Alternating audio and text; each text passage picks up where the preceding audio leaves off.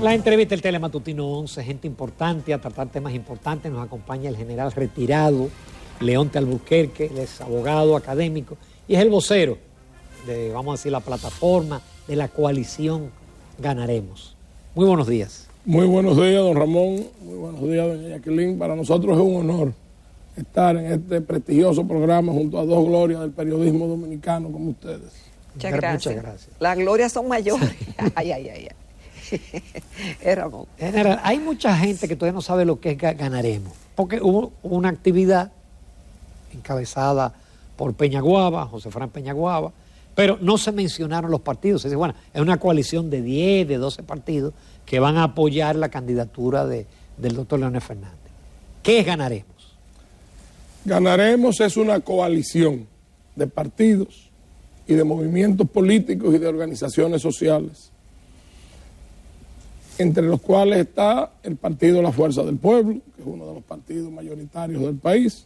Está el Bloque Institucional Socialdemócrata, que dirige el doctor José Fran Peñaguaba, hijo del líder histórico, el doctor José Francisco Peña Gómez, que yo diría que es el partido mayoritario entre los partidos emergentes, de acuerdo a los resultados de diferentes elecciones nacionales.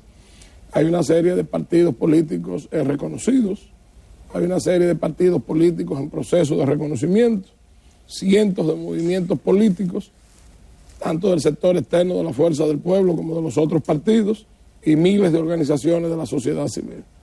Esa plataforma en estos momentos surge para consolidar el liderazgo histórico del presidente Leonel Fernández, que ha sido el líder político y el estadista que más ha influenciado en la vida nacional durante los últimos 30 años.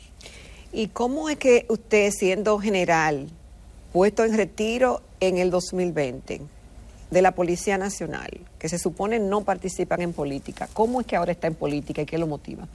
Yo fui puesto en retiro honorable el 27 de noviembre del año 2020, hace 2 años, y el mismo 27 de noviembre del 2020, automáticamente salió el decreto colocándome en situación de retiro honorable. Yo recuperé todos los derechos civiles y políticos que me acuerda la Constitución de la República. Por lo que a partir de ese mismo día, yo puedo pertenecer a un partido político, puedo incluso ser candidato a cualquier posición electiva, desde vocal de un distrito municipal hasta presidente de la República, y tengo todos los derechos civiles que la Constitución le acuerda a cualquier ciudadano. Ok, ¿y qué lo inspira después de su carrera en la Policía Nacional? ¿Qué lo inspira a participar en la política? ¿Qué lo motiva? Cuando uno ingresa a una institución armada, sea la Policía Nacional o cualquiera de las ramas de las Fuerzas Armadas, uno lo hace inspirado en el deseo de servirle a la nación, en el deseo de ser un depositario del legado de gloria y honor de los padres de la patria, encabezado por el general Juan Pablo Duarte. Asimismo, cuando retornamos a la vida civil, así como le servimos durante 42 años ininterrumpidos desde la vida militar y policial, imbuidos de ese mismo sentimiento, ingresamos a la actividad política para consolidar con nuestro humilde aporte la democracia dominicana, porque consideramos que es el único sistema que, con todas las virtudes y defectos de todas las obras humanas, es el sistema que mejor garantiza la libertad y los derechos humanos. General, con la experiencia adquirida en 42 años en la Policía Nacional, ¿qué opinión le merece la reforma en marcha, la reforma que fue básicamente elaborada por un equipo encabezado por Servio Tulio Castaño, que entregó al presidente, pero también ya hubo otra reforma en el gobierno de Danilo Medina que quedó incompleta aparentemente por ausencia de reglamentos?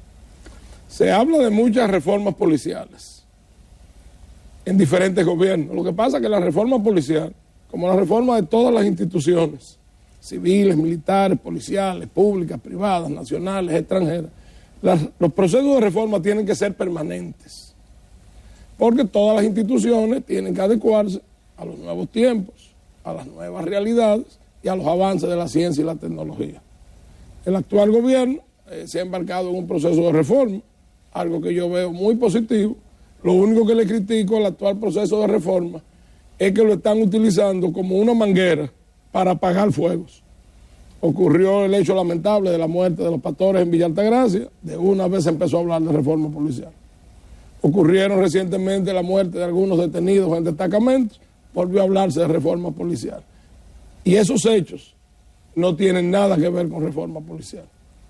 Esos hechos lamentables son crímenes de derecho común, que sus autores intelectuales y materiales tienen que ser separados de la institución, apresados, investigados, sometidos a la acción de la justicia, juzgados dentro del debido proceso que establece la Constitución y las leyes.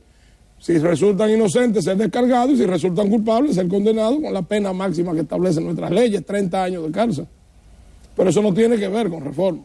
La reforma policial, como la reforma de todas las instituciones, aparte de ser permanente, se basa en que las instituciones cada día tienen que ser mejores en las misiones que le asignan la Constitución y las leyes de sus respectivos países. General, ¿y cuál es su visión del tema de la delincuencia? Hoy hay un reporte del Departamento de Estado de los Estados Unidos que reseña la prensa, donde nos ponen una categoría donde les recomiendan a sus ciudadanos que si vienen a la República Dominicana sepan que hay mucha delincuencia, que hay mucha violencia, que hay asalto a mano armada, que hay delitos sexuales y que le digan que tengan mucho cuidado. ¿Cuál es su impresión de por qué hemos llegado ahí? Algunos dicen que siempre ha sido así y que ahora son los medios que con la difusión, el internet, los smartphones, pues hacen que las noticias que siempre han ocurrido pues se destaquen más. ¿Eso es así o realmente ahora hay un incremento y a qué usted cree que se debe? Me voy a permitir dividir mi respuesta. Claro que sí. Interesante pregunta en dos. Hablando de reforma policial, por la falta de darle continuidad al proceso de reforma policial que debe ser permanente, eterno, la delincuencia ha desbordado las capacidades de la Policía Nacional. Una reforma policial no es una cosa del otro mundo. Una reforma policial se basa en 5 o 6 puntos principales, para los cuales nada más se necesitan 2 cosas. Que se van ajustando. Voluntad política y asignación de recursos. ¿Cuáles son esos 5 puntos fundamentales? Son sencillos. Primero, la depuración del personal que va a ingresar. Cuando un ciudadano va a ingresar a la Policía Nacional, se le solicita, entre otras cosas, un papel de buena conducta. ¿Qué pasa? Hay personas que han cometido 2 o 3 delitos, nunca han estado presos y por eso no están fichados. Solicitan su papel de buena conducta y se lo dan. Por eso, tradicionalmente, en la Policía Nacional, aparte de solicitar el papel de buena conducta, que es la depuración judicial, nosotros hacíamos lo que se llamaba la depuración del barrio, que desgraciadamente han dejado de hacerla y ha sido un error garrafal. La depuración del barrio. ¿Qué es la depuración del barrio? Cuando un ciudadano solicitaba ingreso, se mandaba al barrio o al campo donde vivía, donde nació, donde se crió, donde vive, una comisión de oficiales a conversar con las personas mayores del barrio, con los líderes comunitarios. ¿Pero y eso se ha hecho alguna vez? Sí. Con los pastores evangélicos, con los sacerdotes católicos, el presidente de la Junta de Vecinos, las personas que conocen a todo el mundo en el barrio. Y esas personas les decían en esa comisión, ese joven es uno de los jóvenes más serios del barrio, hijo de fulano y de fulana. O le decían, ese joven es el azote del barrio, es el jefe del punto de droga, es un atracador, y eso no sale en el papel de buena conducta, porque por más delito que haya cometido, si nunca ha sido detenido, eso no aparece en el registro judicial. Eso se hacía tan así que cuando yo contraje matrimonio en 1982, se mandó a depurar a mi esposa, entonces mi novia, a mi suegro, a mi suegra y a todos mis cuñados, porque no se aceptaba no solo que un delincuente ingresara a la policía, sino que no se aceptaba que se contrajera matrimonio ni un policía ni una policía con una persona vinculada a delitos. Y aún la persona con la que uno se iba a casar tuviera un historial limpio, uno tenía que escoger entre seguir en la institución o renunciar, si un familiar directo de esa persona también estaba vinculado al crimen organizado. Entonces eso se eliminó, eso ha permitido que muchos delincuentes se infiltren, y por eso que a veces vemos miembros de la institución participando en la comisión de delitos. Que valga la aclaración, yo fui 8 años director del cuerpo jurídico de la policía, que trabaja conjuntamente con la Inspectoría General y la Dirección de Asuntos Internos. Se habla mucho de que policías involucrados en hechos delictivos. El 99% de los policías, hombres y mujeres, son personas honestas que cumplen con su trabajo y que yo los califico de héroes nacionales, porque arriesgan su vida y hasta la pierden. En estos 6 meses que van del año han matado 15 policías enfrentando a los delincuentes por un sueldo de miseria. En un país donde un policía gana 10,000 pesos y hay funcionarios del gobierno que ganan 1 millón y 2 millones de pesos de sueldo. Entonces, por eso, parte de ese programa de reforma policial, aparte de la depuración del personal que va a ingresar, el entrenamiento policial que se le debe dar, la educación en valores que se le debe dar aparte del entrenamiento policial, valores cristianos, valores morales, valores cívicos, valores patrióticos. El equipamiento, porque no ganamos nada con ingresar un hombre o una mujer honesto, entrenarlo bien y educarlo en valores y mandarlo a la calle con una macana a enfrentar delincuentes que andan con fusiles. Pero tampoco ganamos nada con darle un fusil cuando hay situaciones que se presentan que no hay que utilizar fuerza letal y el policía a veces se ve obligado a usar lo único que tiene en las manos porque no se le suministran esposas, macanas, gases lacrimógenos, balas de goma, pistolas eléctricas, gas pimienta y no se le suministra nada del equipo logístico que necesita para hacer su trabajo. Ni ganamos nada con ingresar un hombre o una mujer honesto, entrenarlo policialmente, educarlo en valor, equiparlo bien y ponerlo en la calle físicamente cuando mentalmente no va a estar ahí, porque está en su casa, donde hay 8 niños pasando hambre, ganando 10,000 pesos, frente a situaciones como la que ya mencioné, de una serie de funcionarios que ganan $250,000, $500,000, $1 millón, $2 millones de pesos. Funcionarios que tendrán su valor, pero que no arriesgan su vida ninguno en defensa de la ciudadanía. General, con su permiso nos vamos a una pausa comercial y volvemos porque todavía nos faltan algunos temas de interés con el general Leonte Alburquerque, el general retirado, vocero de Ganaremos, porque nos falta hablar un poquito de política. Continuamos esta mañana en Telematutino 11 conversando con el general retirado Leonte Alburquerque, quien es el vocero de Ganaremos, es abogado, académico y apoya dentro de los partidos que apoyan el Fuerza del Pueblo y la candidatura presidencial del doctor Leonel Fernández.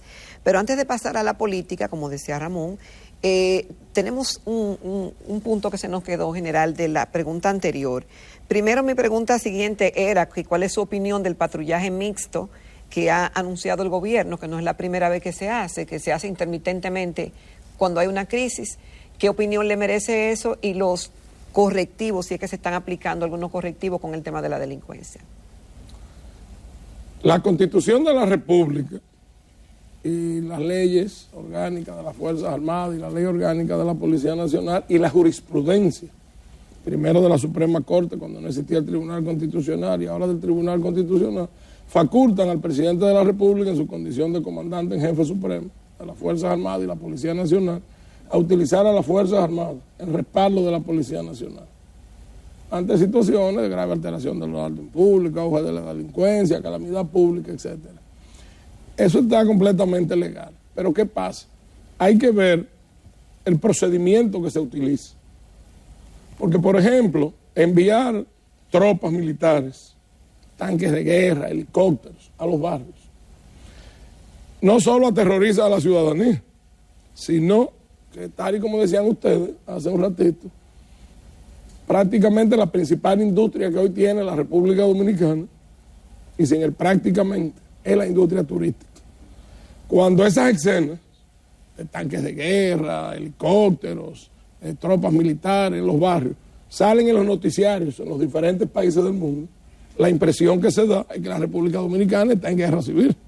Y eso afecta de una manera terrible al turismo. Yo creo que la labor de las Fuerzas Armadas, el respaldo de la policía, se puede manejar de otra forma. ¿De qué forma? Primero, los servicios de inteligencia de las Fuerzas Armadas, ubicando dónde están los grupos criminales que operan en los barrios. Y cuando se vayan a hacer operativos contra esos grupos, enviar personal de las Fuerzas Armadas junto con la policía, que a veces ni se sabe si son guardias o policías, porque van con el mismo chamaco. Si nosotros desde aquí biométricamente podemos identificar a los delincuentes de las bandas de Haití, imagínense, debemos tener identificados a los que delinquen en los barrios. Por eso les decía ahorita que una parte fundamental de la reforma de cualquier institución es que esa institución se adapte a los avances de la ciencia y la tecnología. Porque esos avances no son para tenerlos ahí. Y la inteligencia son de para ese, utilizarlos. Claro. Y la inteligencia que ya también la inteligencia no es como antes, que era un individuo utilizando la vista y el oído. Ya la inteligencia también prácticamente todo es a nivel tecnológico. No hay que mandarlo a la iglesia ya. Yo creo que con la de la iglesia, y ahí yo quisiera defender al actual director general de la policía, mi amigo, el mayor general Eduardo Alberto Ortega. Es para que se Yo conviene. creo que con lo de las misas hay una confusión. Nuestra Constitución siempre ha establecido la libertad de cultos. Por eso en las Fuerzas Armadas y en la Policía Nacional, aunque tradicionalmente han existido sedes de iglesias católicas y la mayoría del personal ha sido católico, como consecuencia de que la mayoría de la población dominicana históricamente había sido católica, hace tiempo que aparte... Los capellanes son católicos. Exacto. Digo, creo que ya hay evangélicos. No, ya hay evangélicos también. Eso le iba a decir que con el tiempo, ya dentro de las Fuerzas Armadas y la Policía Nacional, hay iglesias católicas, iglesias evangélicas, hay militares y policías católicos, evangélicos, algunos incluso son ateos, y eso también hay que respetarse. Yo creo que lo que el jefe de la policía, hoy director general, ha querido es que el personal de la policía, precisamente dentro de ese programa de formación en valores, asista a misa, tanto en iglesias católicas como evangélicas. Creo que se malinterpretó el hecho de que el memorándum decía que había que rendir un informe, pero es que en la vida militar y policial, desde usted cambiar un bombillo en una oficina, hasta usted mandar 10.000 tropas a Haití a la frontera, como la tenemos ahora, todo hay que informarlo por escrito, a la cadena de mando. Primero al jefe de la institución, después al señor ministro de Interior y Policía o de las Fuerzas Armadas, dependiendo, y después al presidente de la República. Eso es normal. General, ¿por qué Leonel Fernández? Porque hay gente que dice, mire, ya él tuvo 3 periodos, ya debe de retirarse, de darle paso a una nueva generación, la alternabilidad, etcétera, etcétera. ¿Por qué Leonel Fernández de nuevo? Bueno, en primer lugar, y gracias a Dios Padre Todopoderoso, en República Dominicana existe democracia. El por qué Leonel Fernández, el por qué Luis Abinader, el por qué cualquier candidato que pueda surgir de la fila del Partido de la Liberación Dominicana es y será una decisión del pueblo dominicano. El doctor Leonel Fernández, como cualquier otro ciudadano, está en todo el derecho de aspirar, porque la Constitución no se lo prohíbe. El por qué los hombres y mujeres que pertenecen a la fuerza del pueblo y a los diferentes partidos y movimientos de la coalición Ganaremos, estamos trabajando por consolidar el liderazgo del presidente Fernández, porque todavía no estamos en época de escoger candidatos presidenciales. Estamos trabajando en pro de fortalecer su liderazgo como el líder y estadista que más ha influido, como dije hace un rato, en los últimos 27 años de la vida política nacional, en donde el presidente Fernández ha obtenido, tanto en elecciones nacionales como en elecciones internas de su partido, 14 victorias electorales. Un líder de esa naturaleza, ¿no? Y de su experiencia, el dominicano vivo que más veces ha sido presidente de la República, porque ya el doctor Balaguer pasó a mejor vida, el dominicano vivo que más veces ha sido presidente de la República, amén de haber sido presidente de un partido de gobierno durante 20 años, es una experiencia que nosotros no podemos tirar por la borda, aparte de su preparación intelectual, un intelectual de primera, un profesional de primera, un educador de primera. Creo que es uno de los activos más grandes con que cuenta hoy la nación dominicana. Y yo creo que para definir ese apoyo que la fuerza del pueblo y la coalición de partidos Ganaremos le está dando al presidente Fernández, tendríamos, en contraposición a los deseos del actual presidente de la República, tendríamos que mirar para atrás. Porque cuando miramos para atrás, lo primero que vemos es que en los últimos 2 años no se ha inaugurado una escuela, no se ha inaugurado un hospital, no se ha inaugurado un proyecto habitacional. Tenemos, según los últimos datos, 750,000 desempleados. El pueblo no resiste los precios de los combustibles, de la energía eléctrica, de la comida, de las medicinas. En lo que podíamos señalar como logros del actual gobierno, ya vemos que se están dando traspiés, porque uno de los grandes logros era el programa de vacunación, porque hay que ser justo. Pero ya se está hablando de que se están perdiendo 2.000 millones de pesos en vacunas, donde tenemos millones de dominicanos pasando hambre. Se está hablando de que entre los logros también que se le podía señalar en el programa masivo de otorgarle al pueblo dominicano el seguro de SENASA. Y ya estamos hablando también de que el seguro que se ha estado entregando prácticamente no cubre casi ningún medicamento ni ningún centro hospitalario. Se inicia un programa muy bonito para pintarle la casa a los pobres. Ya tenemos un escándalo de que 150 millones de pesos en pintura no se sabe dónde están. Entonces, si seguimos mirando para atrás y caemos en los gobiernos del presidente Fernández, nos vamos a encontrar con una obra de gobierno extraordinaria.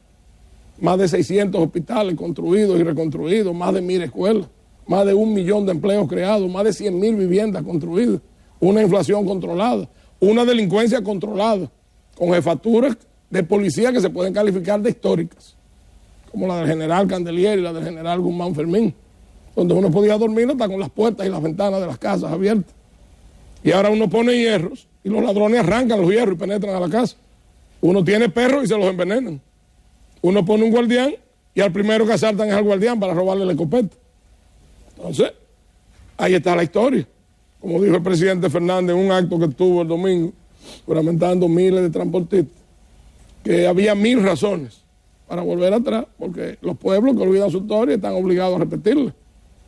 Y no podemos olvidar las cosas buenas que constituyen el honor y las glorias nacionales, como la rebelión de Enriquillo contra el Imperio Español, la defensa del conde de Peñalba contra las invasiones inglesas, la defensa de Juan Sánchez Ramírez de nuestra independencia cuando pertenecíamos a la madre patria, nuestra proclamación de independencia, de José Núñez de Cáceres, la independencia nacional de Duarte, la restauración de Luperón, el heroísmo de los héroes de la Barranquita, encabezado por el general Carlos Daniel y por el coronel Rafael Tomás Fernández Domínguez, que nos defendieron en el 16 y en el 65 contra las 2 invasiones norteamericanas.